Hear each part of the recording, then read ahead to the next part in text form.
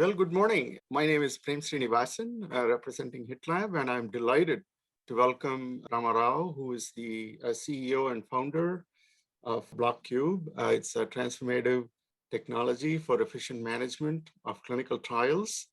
And welcome, Rama Rao. And please, would you start off by giving us a brief intro to yourself?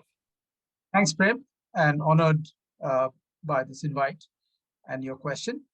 So, background-wise, I've been in the pharma industry for about 27 odd years in multiple senior roles in about 6 to 7 countries, and including leadership roles like being the CFO for Novartis Pharma in Canada as well as in Russia, and as well as heading up clinical development finance for Novartis Oncology globally, as well as the US head for clinical development finance.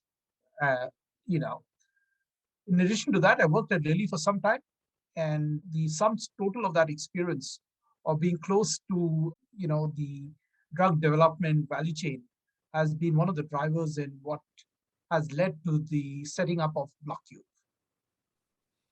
That's wonderful, terrific. Thank you for that.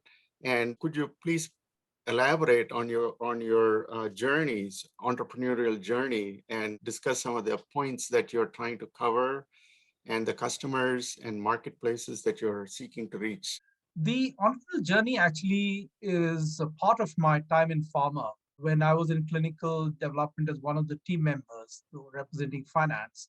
But obviously, saw all the issues from a strategic, operational, tactical perspective.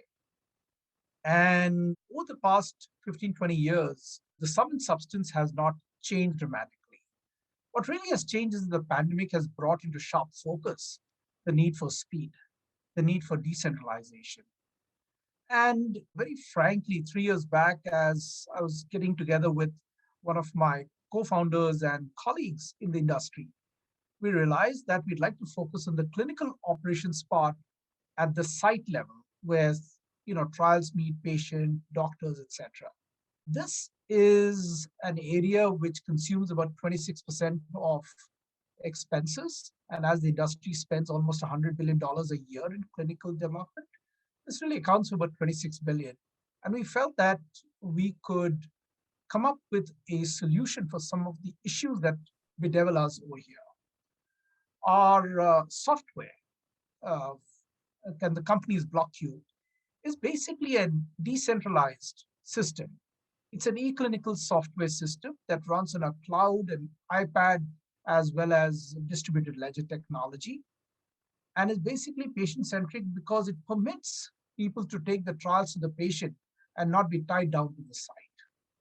And by locking it into a distributed ledger, where we are in a position to give delivered real-time data as it happens, you know. And I believe, in addition, we become a little less vulnerable to malware attacks, because if a malware attacks one node, the rest of the nodes are still continuing moving forward. Last year, for example, I read somewhere that malware attacks cost hospitals and the healthcare system almost $713,000.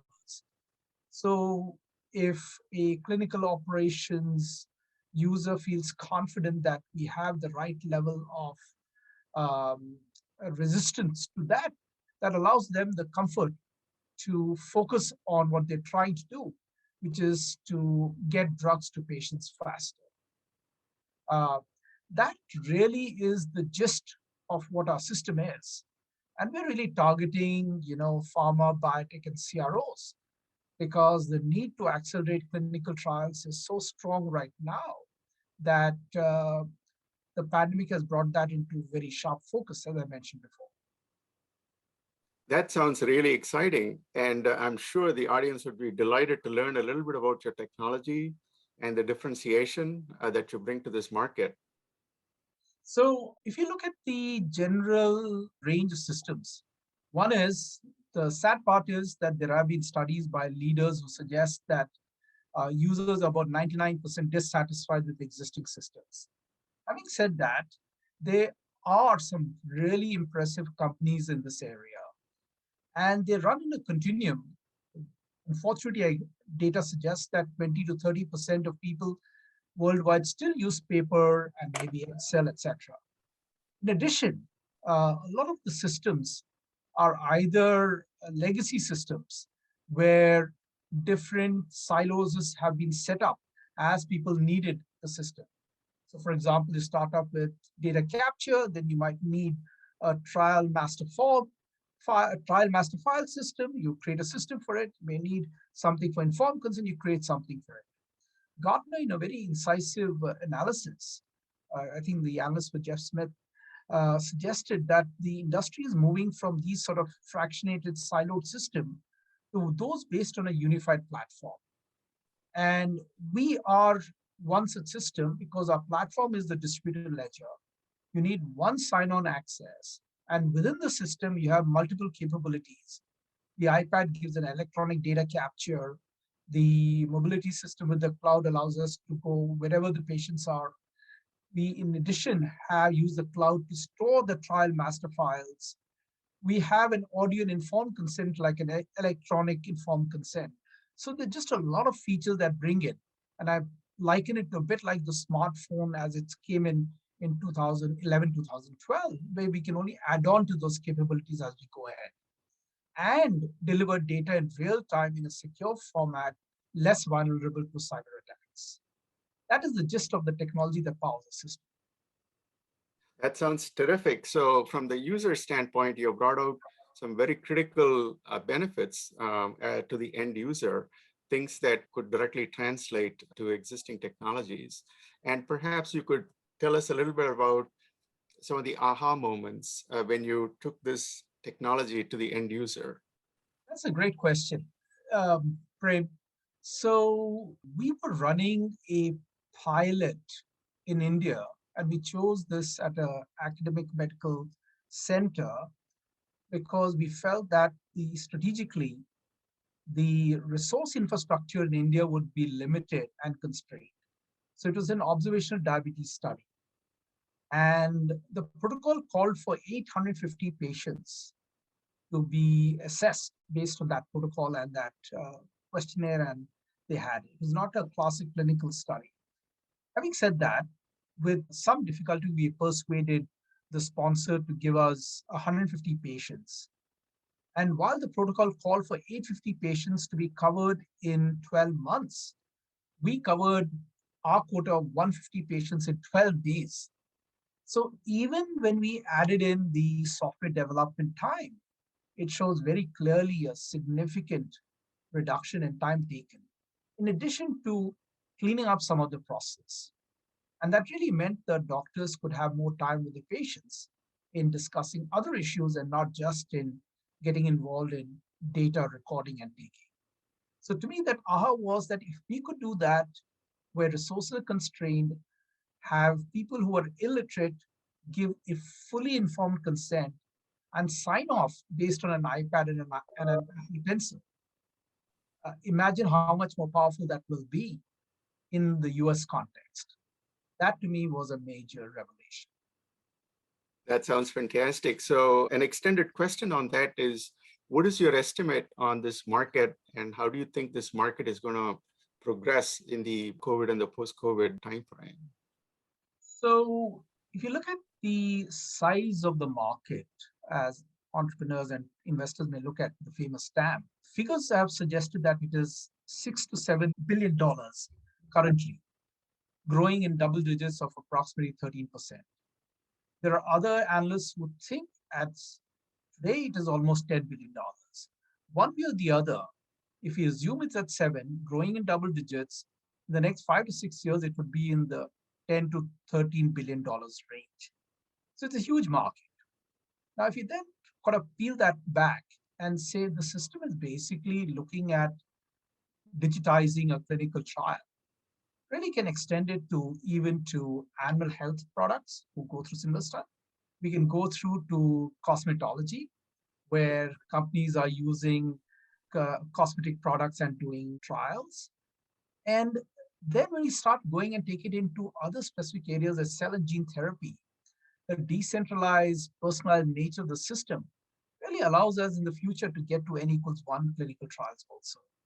And that's the exciting part when we leverage this foundational technology, not just for the mass trials, but for rare diseases where there may be only be 10 patients or 20 patients, and a classic system cannot work.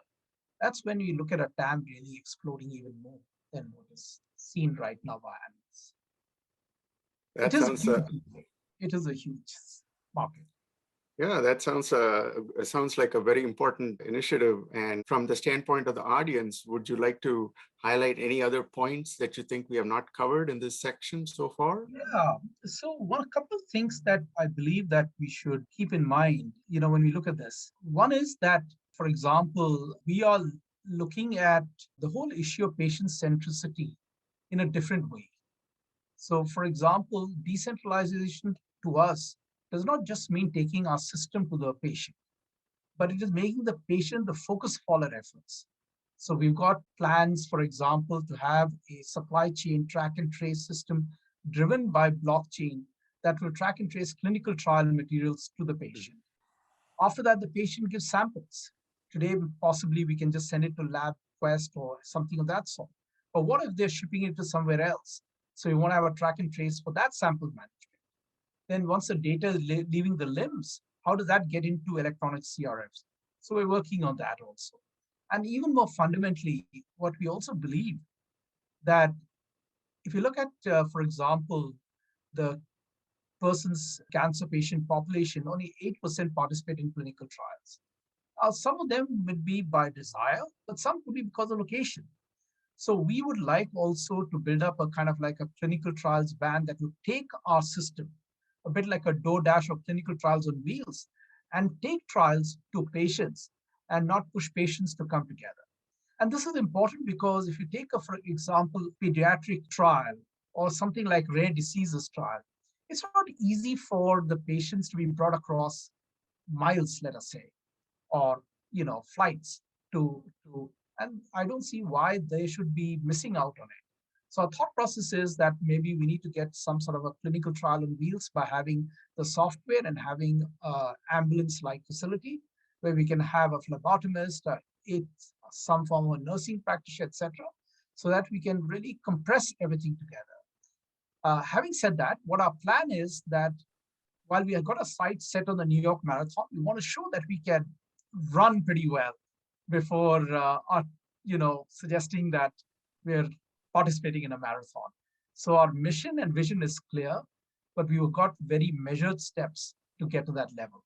And these are some of them. It looks like a very careful, well thought out plan. And on behalf of HitLab and the group here, we would like to thank you for taking the time to spend with us and describe some of your most recent efforts. And we thank you very much for taking this time today. And I'll pass on to the next speaker and the section forward. Thank you. Thank you, Prem. Appreciate that.